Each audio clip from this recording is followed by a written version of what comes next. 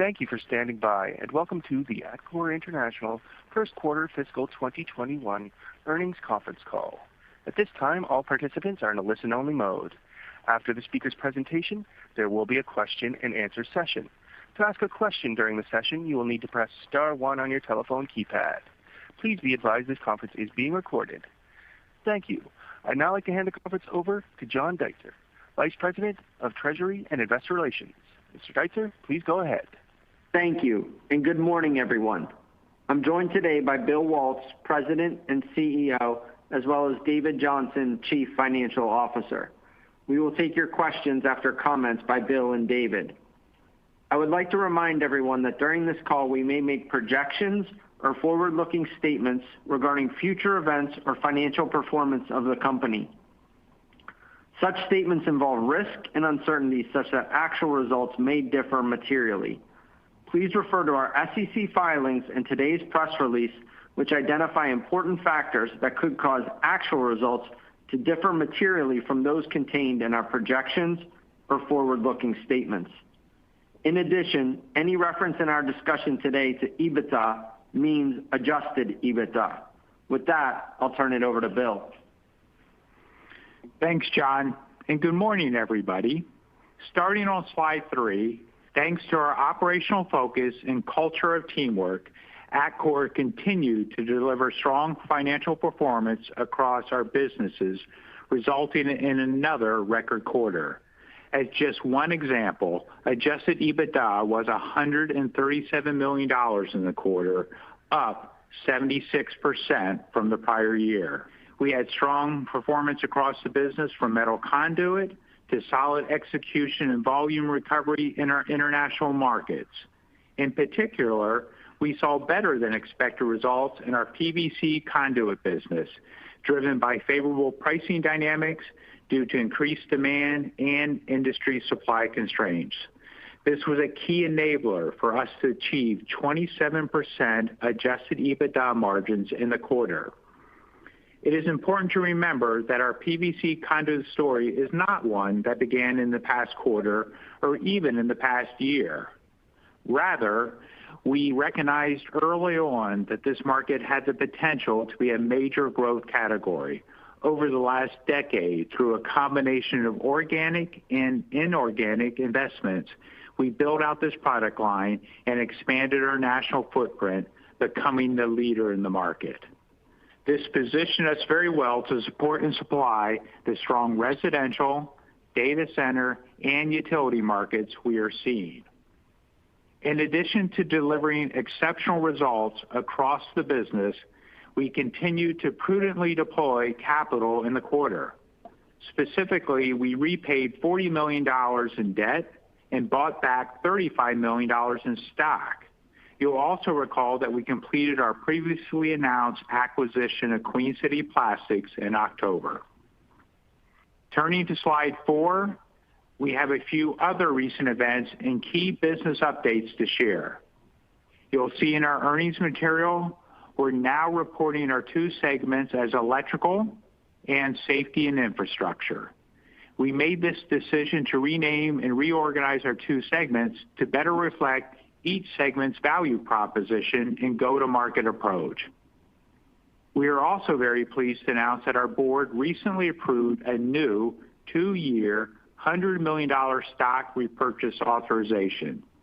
This new authorization underscores our confidence in our ability to continue to grow earnings and generate strong cash flows, and ultimately demonstrates the strength and sustainability of Atkore as a long-term franchise. In addition, I want to highlight the launch of our first sustainability report. In this report, which you can find on our website, we share all of the activities that we are doing across the company in terms of health and safety, diversity, inclusion, and energy management. This is an area that is very important to us, and we are glad to be showcasing our sustainability initiatives through this inaugural report. Finally, as I said, the team delivered outstanding results in Q1, underpinned by the Atkore Business System and a customer-first mentality. Based on the strength of our business and our ability to deliver results, we are increasing our estimate for fiscal year 2021 adjusted EBITDA by $100 million. With that, I'll turn the call over to David, who will walk us through the quarter in more detail. Thank you, Bill, and good morning, everyone. As Bill mentioned, we are very pleased with the results in the first quarter. Moving to our consolidated results on slide 5, net sales increased 14%, primarily due to higher average selling prices across many parts of our business. Adjusted EBITDA increased to $137 million, which drove our adjusted EBITDA margin to approximately 27% in the quarter, up 940 basis points from the prior year. Our adjusted EPS increased 100%, up to $1.88, as our strong profit growth and lower interest expense more than offset a higher tax rate in the quarter. Turning to slide 6, net sales increased by $64 million due to higher selling prices, largely in our PVC and metal conduit products. Through outstanding operational and commercial execution, our team was able to fully overcome the impact on profitability from the decline in sales volume and higher input costs. We grew adjusted EBITDA by $59 million, driven by our ability to service our customers. Shifting to segment results on slide 7, the electrical segment led our profit and margin improvement with adjusted EBITDA up $65 million and adjusted EBITDA margins above 34% due to the strong performance from our PVC and metal conduit products and international volume growth. Turning to safety and infrastructure segment, net sales increased 1%, but adjusted EBITDA declined by $4 million. Margins contracted versus a very difficult comparable in the prior year, and the business is working to quickly absorb and pass through our higher input costs. In addition, from a reporting standpoint, our prior period segment results have been restated to the new segment presentation. There were also no changes to our consolidated sales or operating income. And now moving to our consolidated cash and liquidity on slide 8, we ended the first quarter with $280 million in cash and generated $78 million in free cash flow in the quarter. We continue to take a multi-pronged approach to capital allocation as part of our commitment to drive value creation. To that end, we deployed over $80 million in the quarter by repaying $40 million in debt, repurchasing $35 million of stock, and completing the acquisition of Queen City Plastics. We have made tremendous progress on our journey to strengthen our balance sheet over the past 2 years, and our net leverage ratio ended the quarter at 1.3 times. And now, let me turn it back to Bill. Thanks, David. Turning to slide 9, I wanted to take a little deeper dive into our PVC conduit business. As I mentioned in my opening remarks, we've been building this business over the past decade. We started in 2013 with our acquisition of Heritage Plastics, and we continue today with our most recent acquisition of Queen City Plastics, which was completed in the fall. Today, we have the largest network of manufacturing sites across the United States with a distribution range for this product optimized at approximately 500 miles or less from the original production location. This has proved beneficial for our business, especially this past quarter as we saw higher than usual demand outpace the supply chain capacity throughout the industry. Specifically, the rise in residential construction accelerated by the COVID-19 pandemic drove the majority of stronger than expected demand that we saw for the PVC conduit in the quarter. In addition to these residential tailwinds, we saw increased PVC conduit demand as a result of increased construction for data centers. So far, the demand for PVC conduit is continuing in Q2, and this is higher than what we typically see in the winter season. As you may know, across many industries, supply is tight as manufacturers struggle to produce products with increased challenges everyone is facing today. We're continuing to work hard to meet this demand as best we can with a constrained supply chain for the industry. During Q1, we addressed this imbalance by focusing on production of the products our customers needed the most, and we did so with very competitive lead times and at a higher selling price. Our ability to meet the recent growth in PVC conduit demand, despite constricted supply, is a direct reflection of the Atkore business system at work. Atkore will continue rising to the challenge going forward, providing competitive lead times and value in our tight supply industry and prioritizing customer service. This has been and will remain a differentiator for us. Turning to page 10 and our outlook for 2021. Based on these market dynamics and the tremendous execution from our entire team, we are increasing our outlook for net sales, adjusted EBITDA, and adjusted EPS. We now expect our net sales to be up approximately 16 to 20%, and our adjusted EBITDA to be in the range of $440 to $460 million, up $100 million versus our prior estimate. In addition, we expect to grow our adjusted EPS up to $5.65 to $5.95. This updated outlook reflects our expectation that a significant portion of these price and value-added service benefits that we are experiencing this quarter in our PVC Conduit business will normalize as we move into the back half of the year. In addition to updating our fiscal year 2021 guidance, we are also providing some initial perspective on our expectations for fiscal year 2022. As you know, it is not our typical practice to provide guidance 2 years out, but we believe the additional color is needed given the unusual supply and demand trends and exceptional performance that we are seeing in the current fiscal year. Based on what we know today, we expect fiscal year 2022 adjusted EBITDA to be approximately $400 million. While this is down from what we anticipate achieving in fiscal year 2021, it is in line with our historic double-digit growth rates when compared to fiscal year 2020. This perspective may vary in the future due to changes in assumptions or market conditions, and while we don't plan to make this a recurring update, we hope this insight is helpful context for the investment community as they update their financial models and analysis coming out of today's earnings call. We had a great first quarter, but we truly believe the best is yet to come for Atkore. With that, we'll turn it back to the operator to open up the line for questions. Certainly. At this time, if you'd like to ask a question, please press star one on your telephone keypad. You can withdraw your question by pressing the pound key. John Walsh with Credit Suisse, your line is open. Hi, good morning, everyone. Good morning, John. Good morning, John. Hi, a great performance in the quarter.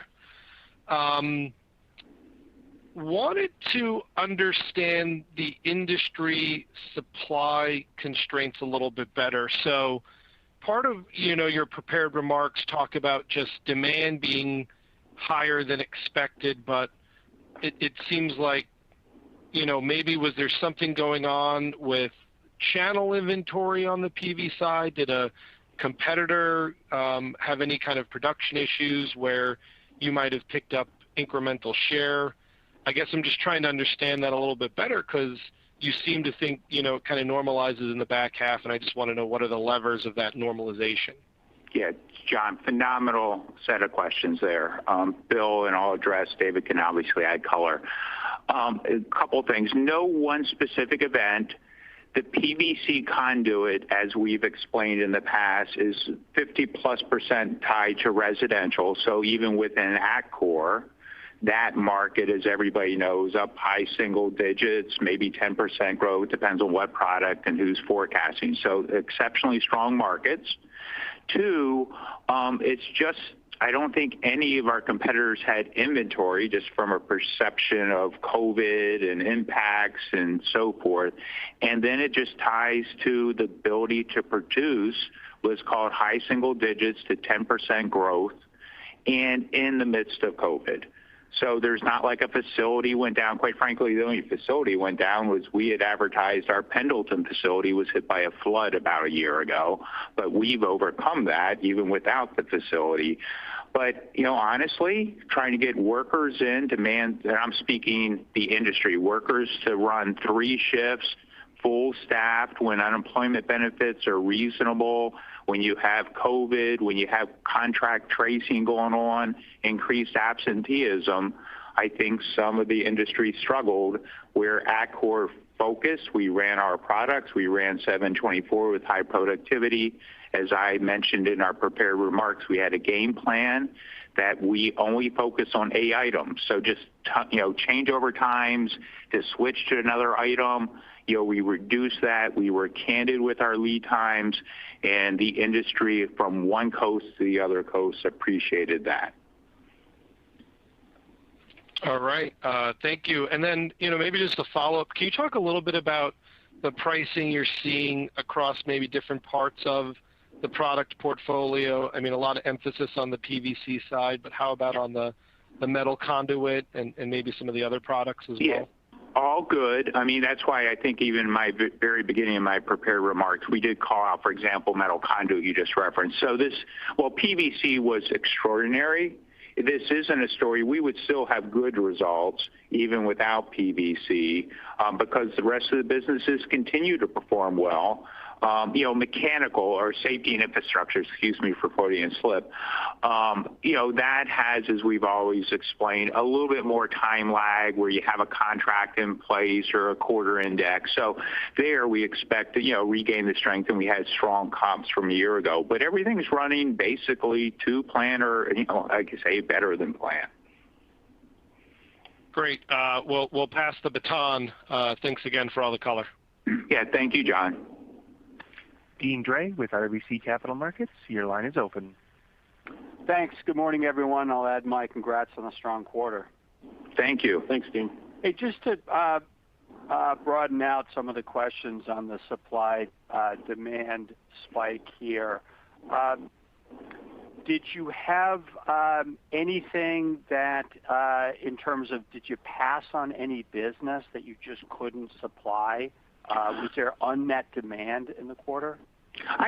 Dean, I'll do it differently. I don't know if we passed on supply, but what we did with frank, candid conversations, our values with Atkore, is we kept our lead times to, let's say, a week. So in other words, if somebody wants an order, we're not going to take the order and then not hit a commitment. So did we leverage the price to go, if you want our backlog and you want this precious commodity of getting orders in a week, high say-do ratio, whereas others may have, sure, take the order and 3 weeks later, they're not delivering. And we've all been through those frustrations. That's not Atkore. That's why customers switch to us, even canceling orders. But maybe, Dean, implicit in that to go, here's our price, or if you want this quantity, here's what it would take to get it in the week, because we're going to continue to deliver better than anybody. I'm sure competitors went, or customers went to competitors. Hey, Dean, as you can imagine, the timing, a 2 or 3 week delay on a construction project waiting for PVC conduit, it just obviously timing and being able to count on a 1 week delivery is much more important in general to most customers as they're, building out their construction sites. That's real helpful. Was there anything on the raw material cost side, let's say resin? No. In the quarter, you didn't mention it, so. Yeah, no, and I think in past quarters, like way back, and I'm going to forget when, August, when the hurricanes hit the Gulf Coast, our resin suppliers went through force majeure. We personally managed through it because, like, of the 4 suppliers, our 2 primary ones were the 2 on force majeure. I forget how much detail we brought up in previous calls, but honestly, we worked through that ourselves, and we continue to perform well, whereas the rest of the industry probably didn't even have that headwind. Right. So it's a long-winded answer to no. It just, Dean, to the question from John earlier, when markets are growing high single digits, maybe double digits, and the industry starts saying, hey, I'll take any order, look at this pricing, we continue to lead pricing, we continue to service well, you get 4 or 5 weeks of backlog in a competitor, that's not actually good for the industry without having candor of your lead times. And we re-engineered our products, focused on our A items, and the team just stepped up like I knew they could and should and always do. Good. And then if we look in the second half, comps get tougher, and you've been clear that you're expecting to see a normalized demand. Can you frame for us what that ramp down to a normalized level looks like? I'll start then, Turner. Yeah, I'll start, and then David wants to add color on numbers. Again, just a thought how many companies making $350 million for a target raised in the first quarter, $100 million? So putting in framework, we're still going to have a great year, and next year, where we wanted to give some level of estimate, whatever word I should use, of $400 million, Dean, I'm wrapping into your question, I still think is phenomenal because that's well above yours or anybody's guidance, 10% plus compounded growth from $327 million. It's just we are performing exceptionally well. Now, to all those things where this quarter and the quarter we're going into, Q2, we think it's like beyond a grand slam to go. Some of the supply imbalance, demand imbalance will normalize, and therefore we're giving the estimate of the 440 to 460. To get into how much and what numbers for the second half, David, I don't know if there's any color. Yeah, really, Dean, even if you look at the back half and you kind of look at our full year minus our first quarter actual and our Q2 guide, we're still up, almost 10% EBITDA for the second half of the year. So it's still a solid performance. But again, we're forecasting at this point in time what we see directly in front of us. And I'm sure we'll have more information, as the year unfolds. Yeah. And then, Dean, even to the point that you brought up in the last quarter where, again, as everybody recalls, in Q4, we hit it out of the park then. So to your comment a minute ago, these are on good comps of a year ago. So it's a team of around 3,800 employees that are just working in unison to be the customer's first choice. Got it. And then just last question for me. And for David, on free cash flow conversion came up light versus what we typically see in the first quarter. But given the kind of demand and inventory build, I would imagine there were some working capital pressures. But just take us through that, please. Exactly. So if you look at our cash flow statement, we had a pretty significant working capital increase. There's two elements to that, Dean. Obviously, commodities are up, things like steel and what have you, so you will see that in your inventory. But obviously, our receivable days are flat, but they're up quite a bit in dollars, again, because of the pricing flowing through our balance sheet. So we're a little bit light this quarter. Q2 is always a soft cash flow quarter for us because of certain elements around our tax payments and our rebate payments and what have you. But when you look at the full year in total, that 100% or slightly above net income, we feel really strong with that typical guidance that we give. That's real helpful. Thank you. Thanks, Dean. Andy Kaplowitz with Citigroup, your line is open. Hey, good morning, guys. Good morning, Andy. So obviously strong pricing in the quarter. Your electrical business did have volume declines despite the strong pricing, which I know we've talked about. So maybe give color regarding what you're seeing in the core non-res markets at this point. How much of your volume decline in the quarter might have been kind of what you've been talking about, that you're just more selective with your selling decisions? I think it's probably, Andy, around market. So we are expecting to be up low single digits for the fiscal year. So for the quarter itself, I think it's just some of the lag. It is we're expecting some pickup in these numbers, both volume and also growth. We are being selective in orders. I mean, we charge a premium. So our some of our products, like our focus categories that we implicitly, as the name says, focus on growth above the markets. They were up low to mid-single digits, so we're taking share as we expected with those products. The other thing, I'm getting into the weeds here, but there were 2 less days in the calendar, so you work that out over however many days in a typical quarter, 60 days or something. So there's a couple nuances, but markets down low single digits. I think the markets themselves will improve to low single digit growth in the second half. And residential data centers and things like that continue to be strong. Helpful. And then can you give us some more color into how to think about margins within your safety and infrastructure business moving forward? Obviously, you mentioned a lag of reflecting higher steel costs and pricing, but would you expect to catch up to steel, let's say, in the second half of the year? And could you at that point see a more normalized EBITDA margin, let's say in the mid-teens? Yeah, I think you said it well, Andy. Q2 is probably going to be somewhere around flat. Q1, the second half, we would expect to pick up the pricing when all the indexes kick in, what have you. And we'd expect the back half of the year to be more typical, in that 13 to 14% type of a range. Got it. And you did, in answering some previous questions, talk about the fiscal 22 guide. It's a little unusual, as you guys know, to come out now and talk about it. So any other assumptions that you're thinking about, whether it's markets, acquisitions, anything like that, that you give us perspective on at this point? Yeah, no, great question, Andy. And I'll reiterate some of my earlier statements here in a moment. But no, there's nothing to go COVID cured, COVID not cured, acquisitions in. This is kind of straight vanilla Atkore running our business going forward, really not diving into any details beyond that. The reason we gave this number is just, again, as I think we've performed so well, again, how many companies out there have had 10% plus compounded growth in EBITDA for 5-7 years now.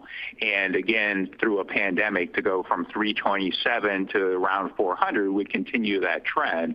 What we didn't want to do in the middle of that was have anybody, whether sell side, buy side, any shareholder out there grabbing hold of a $450 million and then applying on top. So just in our values, our transparency, we thought this is a pretty unusual situation. There's some companies out there that literally aren't even guiding for the quarter, and here we're giving you an estimate, the market, for literally a year out, knowing there's lots of risk, and as you just mentioned, what assumptions are in there. But there's nothing specific other than something to ground everybody with. Appreciate it, guys.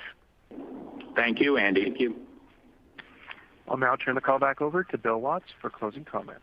Cool. Thank you. Hey, before we conclude, let me summarize 3 key takeaways from today's discussion.